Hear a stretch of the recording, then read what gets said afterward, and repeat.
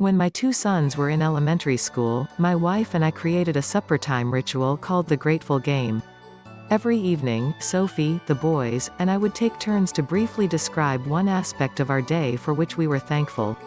It's strange to think I now conduct similar gratitude exercises with senior executives on my leadership programs at London Business School. In the intervening years, scientists have revealed the remarkable psychological, physical, and social benefits of building gratitude into our lives. Studies show that practicing gratitude for just 5 minutes each day can make you 25% happier. Appreciative people feel more joy, pleasure, and optimism in their existence. This leads them to become more generous, compassionate, and forgiving towards others. Fascinatingly, the pioneering work of psychologists Robert Emmons and Michael McCullough goes further. It shows people who are more grateful build stronger immune systems, experience less pain, and have lower blood pressure.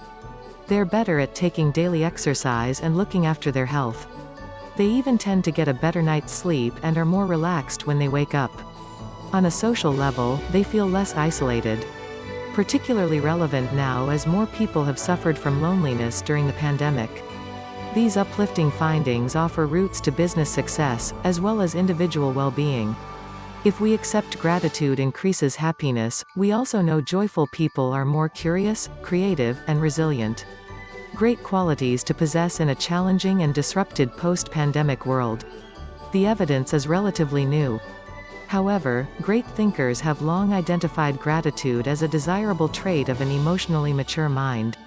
The Roman statesman Marcus Cicero described it as the greatest virtue, and apparent to all the other beneficial qualities.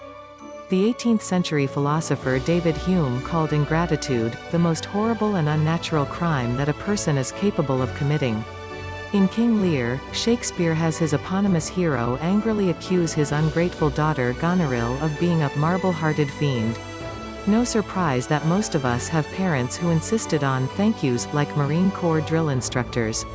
Psychologists call your personal level of day-to-day happiness your set point. We all inherit an individual benchmark for cheerfulness rooted in our genes and upbringing. It's long been argued that this setting is stubbornly stable over time. Research shows, whether you win the lottery, or are paralyzed from the neck down, you tend to gravitate back to your set point after 3 to 6 months. If you doubt this, next time you board a flight, those times are returning. Glance at the faces of people sitting in the comfy business class seats. Do they look any more contented? Mostly, you'll find their faces reveal the same level of happiness as the less fortunate trudging towards coach.